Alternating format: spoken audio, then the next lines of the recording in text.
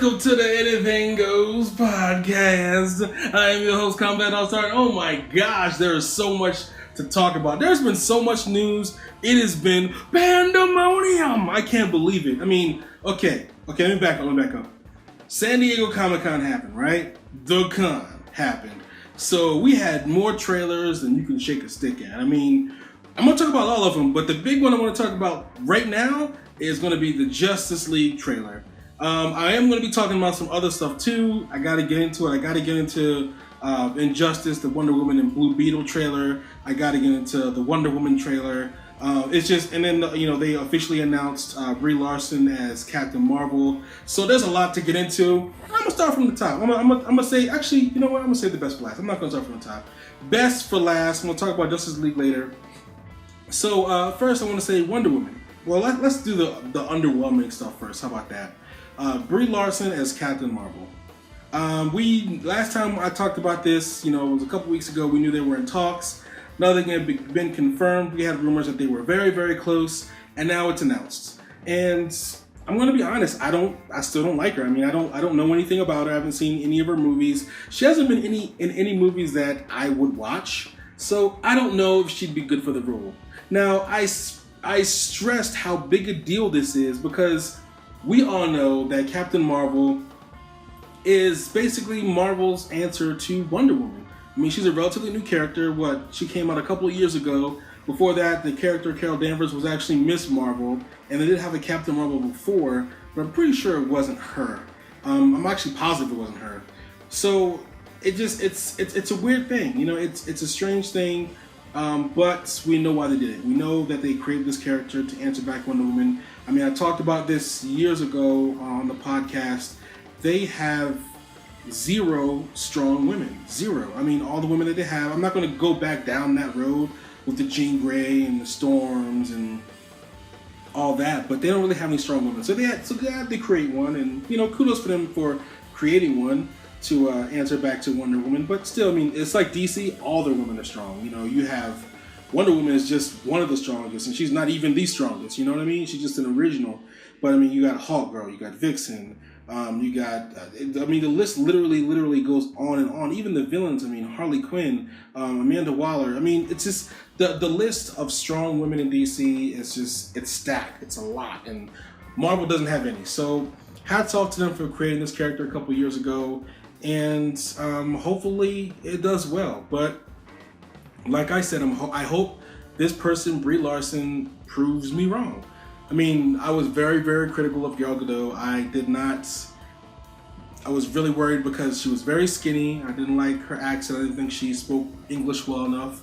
And personally, I didn't see enough of her movies to know that she could act well enough to pull it off. So to me, she looked like Wonder Woman in the face, but that was about it. And I was terrified that she was going to ruin this. But she bulked up from anorexic to normal, and then she went ahead and the voice acting got a lot better. She proved herself to me in Batman vs Superman. I was really, really concerned, and she did it. She did a great job. I mean, I can't hate on her. I'm actually looking forward to Wonder Woman, the movie. She really surprised me in Batman vs Superman. I can't wait to see her in Justice League. So she really surprised me, and I'm pleasantly surprised and happy. And I know all the hates, and she had to overcome a lot. So I really, I was one of the biggest critics of her, and now I'm eating my words. I made sure that, good thing they were soft and sweet, but I'm eating my words now. Maybe they weren't soft and sweet. But I'm eating my words now, and I'm glad I'm eating my words because I wanted to see a good Wonder Woman. That's what matters. Not writing for an actor, but writing for the character and having an actor that can go in there and just nail it and knock it out of the park. So happy about it. And that's a good segue into the Wonder Woman trailer. The Wonder Woman trailer was awesome. It reminds me a lot of the very first Captain America, how it all took place back in the day. And this also takes place back in the day. I mean, back in that time where, women weren't, they were kind of to be seen, not heard. And, back, it's kind of like Peggy era. Peggy Carter's time, you know what I mean? So to have her come to America, and let's be honest, folks, they could have chosen any time to have Wonder Woman come out. They could have scrapped, because Wonder Woman was created, in the 40s, right? So it made sense, but they could have modernized it and had her come out in 2011 or 2000 and whatever. You know, they could have had this year, 2016. So, I mean, they could have chosen whatever decade they wanted, but they're going to stick with back in the day. And I'm kind of interested to see how this is going to play out, because with Captain America, we all know his story. He was frozen in a block of ice and he's thawed, now he's, young. But with the Amazons, they live forever. So to see her live through those years and see, what she thinks of man and everything, it's just going to be great. I can't wait to see that. The trailer was epic. The fight scenes look really awesome. There was one scene in the trailer where she was like throwing someone across the room, and I totally did not buy it. But I'm hoping that in context it's better. I'm hoping when I actually see the movie, it'll make a lot of sense and it'll just look phenomenal. And I have a lot of faith. I have a lot of faith in Jeff Johns. I have a lot of faith in the new, how they reorganized everything. I think it's going to be phenomenal. I'm a little worried about Suicide Squad, but Wonder Woman looks amazing. The horseback riding scene, the fighting, and one of the biggest things too, going back to what I was saying about Gal Gadot initially, was her accent. Her accent was way too thick, and I didn't think that she would pull off a good Wonder Woman because the dialogue wouldn't be good. But like I said, I understood everything that she was saying in Batman vs Superman, and in the trailer it made a lot of sense. And one thing that I do like, the accent ended up being a plus, I think, because, if you guys know your Wonder Woman, you know that she's Greek. So she should have some sort of Greece accent. Now, I've never met anyone from Greece, but I have met someone from Italy. And if you know your history between, Rome, Italy, and the Greeks and all that, you know that, it's, as far as language goes, it's pretty similar. So judging from what I know about the person I met from Italy, she sounds a lot like them. So I don't have like an ear for different dialects and all that, so I can't be like, oh, she sounds exactly like someone from Greece. Because I'm positive she probably doesn't, but she sounds foreign. And if there's Paradise Island that's somewhere very close to Greece, it should sound foreign. She's coming over to America. She's helping the troops, in the trailer, and she should sound foreign. So I did notice with the other Amazons too, they have accents as well. So kudos to those guys. The details, the devil's in the details. You want something to be more believable to someone subconsciously, you nail those details like that. So it looked great. It looked awesome. I can't wait to see it. The fighting looked good, except for that, that one little throw. But like I said, in context, it should be fine. The horseback riding, I'm really, really into this. This is going to be amazing. I can't wait to see this movie. And finally, we got some really, really good DC stuff that everybody can enjoy. And that brings me to the Justice League trailer. Now, the Justice League trailer has been hit with mixed, it's mostly good stuff.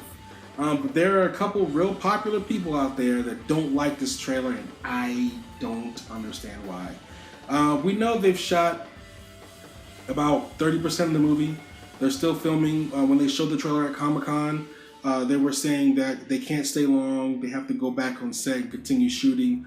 So they kind of put something together just for Comic-Con, and I don't think there hasn't been any movie in recent memory that has given us a trailer so early. So obviously they want to change people's perspective. They don't want them to think that this movie's going to be overly dark and your heroes are going to be killed and they're going to do things that you don't want them to do. So I'm sure this is more damage control, but with that said, the footage that they showed in the trailer isn't polished.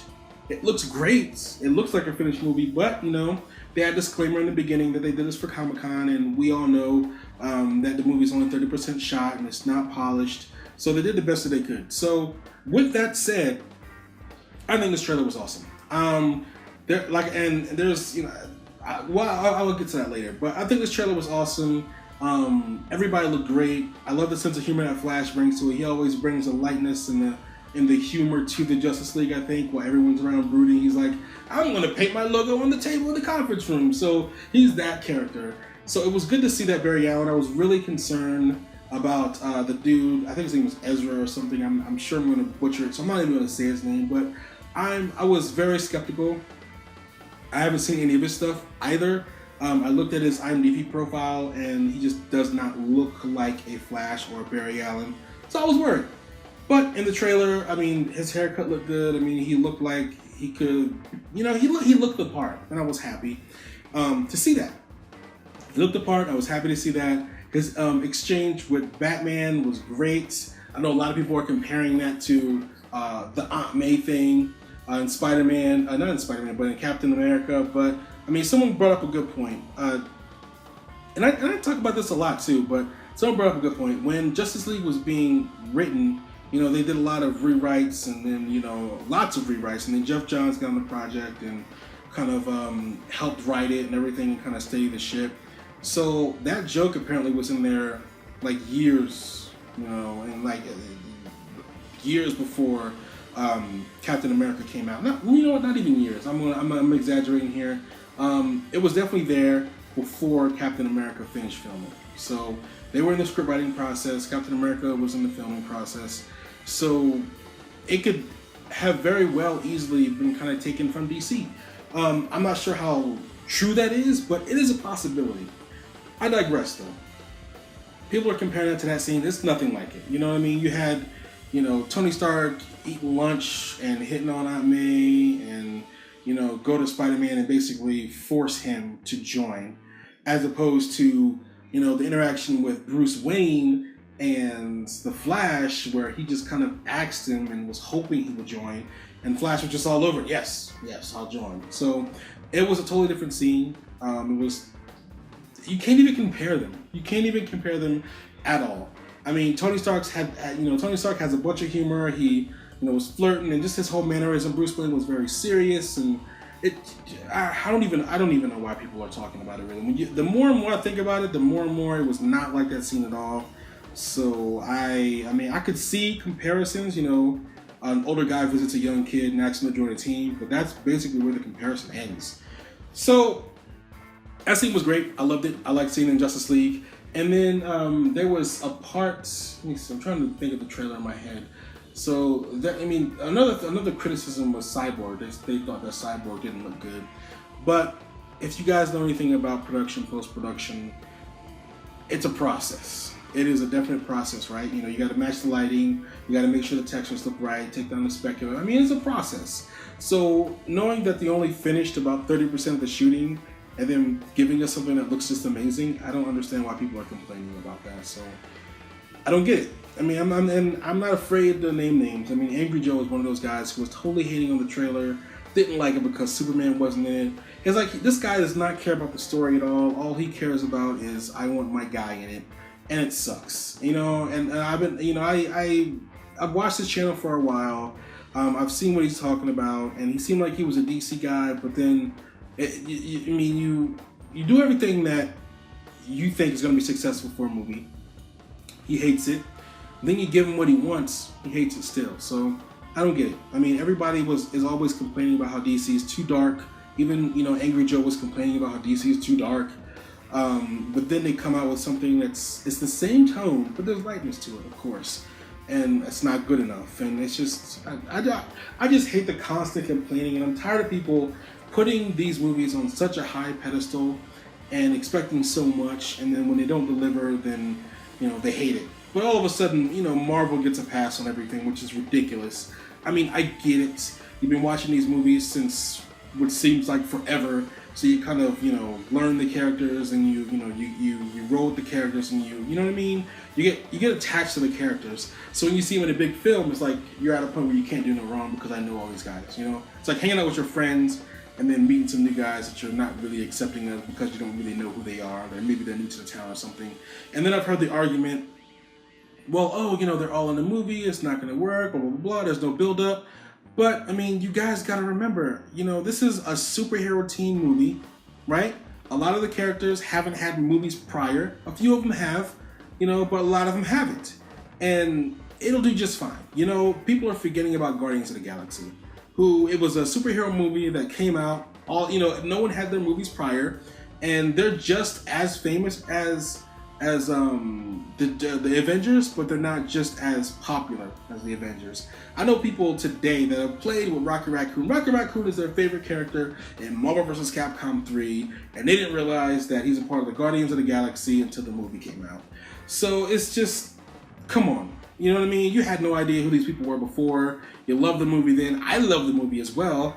So why are you not giving Justice League a chance? Why are you holding them to this Marvel standard? Let's get this out there. I want to get something off my chest really quick, guys. Marvel is not DC. Don't expect DC to copy Marvel. Don't expect DC to approach filmmaking the same way. It's not gonna look light, it's not gonna look bright, it's gonna look gritty. That's how DC is. It's just not gonna be riddled with jokes unless the character calls for it. They're not gonna go and spend years to build up a Justice League movie. They don't need to. These characters are iconic. You guys are forgetting that the first superhero comic was Superman. The second superhero comic ever was Batman. And then everything else came after, including Wonder Woman, but other companies started doing the same thing, including Marvel. Back before Marvel was called Marvel. It's like, if you know your history, you know what I'm talking about. And Marvel has copied so many DC characters, so many. Even Stan Lee himself has said DC is like the Cadillac of the comic book. And they desperately wanted to compete with those guys. And when DC, when they fell off, when they got campy in the 60s and 70s, DC went and jumped in. They became, the hotness ever since. They became the #1 company ever since. But that doesn't take anything away from DC. And you gotta respect the guys who created the genre. You gotta respect the originators, you know what I mean? And don't expect them to be like their competition. If they're going to be like their competition, they might as well be their competition, and what's the point? You know what I mean? If I have a McDonald's and a Burger King, and they're serving me the same stuff but calling it different names, why the heck? What's the difference? What is the difference? I like the tone of DC movies. I like what they're going with it. And there's a lot of people that don't like, they don't like the other DC movies. They hate Batman vs. Superman, but for some reason, everyone loves Man of Steel. Everybody loves Man of Steel. Which is fine, you know what I mean? But I don't hold it up to this impossible standard. I don't hold them up to the comics. I go into every movie now thinking that it is an alternate universe. I remember when X-Men first came out, I was so upset because I was a big X-Men mark at the time. And I'm like, oh my gosh, Wolverine is supposed to be 5'2". Why is he taller than Jean Grey? And this guy doesn't look like Wolverine. And why did they pick Halle Berry for Storm? She doesn't even have an accent. And I totally hated all the movies. And then I had a conversation with one of my friends. He's like, Combat, look, you have to look at it this way. Stop thinking of these comic book movies as adaptations. They're not. They're building a totally new universe. This is a totally separate thing. Look at it as an alternate universe. In an alternate universe, this could happen, or this might happen. And it opened my eyes. I'm like, you know what? I will start looking at these as an alternate universe. Now, a bad movie is a bad movie. Don't get me wrong. A bad movie is a bad movie. But a lot of these movies are good movies, and they're getting a bad rap. I can't understand it, For example, Punisher. People like The Punisher. They thought it was okay. I thought it was a phenomenal movie. Second movie sucked. Horrible. Marvel just destroyed The Punisher. Same thing with Ghost Rider. Ghost Rider, the first one, great movie, well written. I love Ghost Rider. Second movie, awful. They just ruined it. There was times where Ghost Rider turned into Ghost Rider during the day, and it was like, no, we're supposed to turn the Ghost Rider at night in the presence of evil. So it was just stupid. The second, Marvel has. People forget Marvel has not always done a great job with their movies. They haven't. I mean, Ghost Rider 2 and then Punisher 2 are just a few of the movies that Marvel has royally screwed up. Now, granted, they don't screw up often. Usually it's somebody else that they've sold the rights to, like Fox and Fantastic Four, maybe Fox and some of the X-Men movies.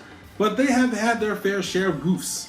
And I feel like, DC has held to some impossible standard where they're not allowed to make goofs, or they're not allowed to make okay movies. If it's not great and fantastic, then it's bad. I don't get that. But anyway, kind of bringing it back down to what I was talking about before. I thought the Justice League trailer was awesome. I thought it had everything that everybody wanted. They're still shooting this thing, and I can't wait. I told a couple people out there that I'm collecting all these. It sucks that I can't collect the Marvel movies because there's just too many of them now. and I would go broke trying to buy all the movies that tie into each other. But DC, I got a good shot at doing it now because they're they're only a couple movies in. Right now, they've only done Man of Steel and they've done Batman vs Superman. So Suicide Squad's coming, which I'm not sold on just yet. I don't like Harley Quinn. I'm not a fan of Will Smith, even though they seem to do Deadshot pretty perfect from the trailers. But I'm not a fan of Will Smith's acting. I mean, and I'm not a fan of what Harley Quinn looks like. And granted, Will Smith does not act in a bad movie. All of his movies are pretty good, except with the exception of After Earth. All the movies he's been in is good. I mean, he doesn't pick bad scripts. I mean, the list goes on and on. I, Robot, Independence Day, I Am Legend, Concussion. I mean, the guy doesn't pick bad scripts. So if Will Smith is in a movie, it's going to be good. But do I really want to sit through Will Smith acting? You know what I mean? So, food for thought. I know Suicide Squad is going to be good. I am definitely going to buy it. I am skeptical about going to see it in theaters. I might just do it anyway, just because I really, really want to see how they do this Amanda Waller. She looks amazing. I really want to support her and see her in other movies playing Amanda Waller. So, Viola Davis is just a perfect pick for that, and I really want to support her and see her in more stuff. So, I might just go out there and see it anyway, and if it's a bad movie, I'll cut my losses.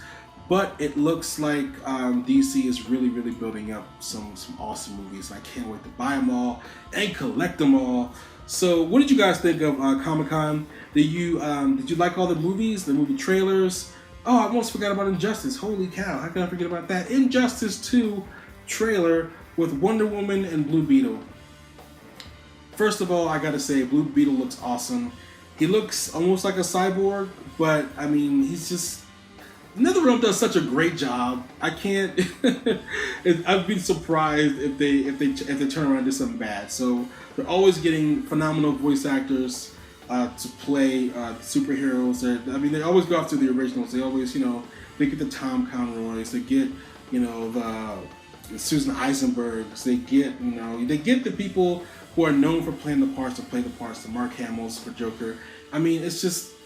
Unless he has a commitment where they have to use somebody else. But all in all, they do pretty well with the voice acting. So it was awesome to see their exchange. The fighting looks awesome and on par, and it looks amazing. It just looks awesome, and I can't really say enough good things about it. I'm going to leave a description, and I'm going to leave a link in the description below so you guys can check it out. And it blows my mind. I can't wait to get my hands on this game. Really, really, really hope that it is coming out for PC. Because after the debacle they did, we all of us thought that Kombat Pack 3 was going to be announced for PC. They were going to fix it. They had fired High Voltage, and they got somebody else in there, but that hasn't happened. So, I don't know. Hopefully they get for PC. I guess I'll have to buy it for Xbox, but I really, really want to, have it on my machine that I built myself.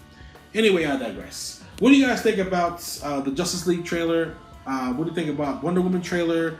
What do you think about the Injustice 2 trailer? What do you guys think about all of this? What do you guys think about Brie Larson being Captain Marvel? Let me know your comments below. And if you like this podcast, please like and subscribe and share.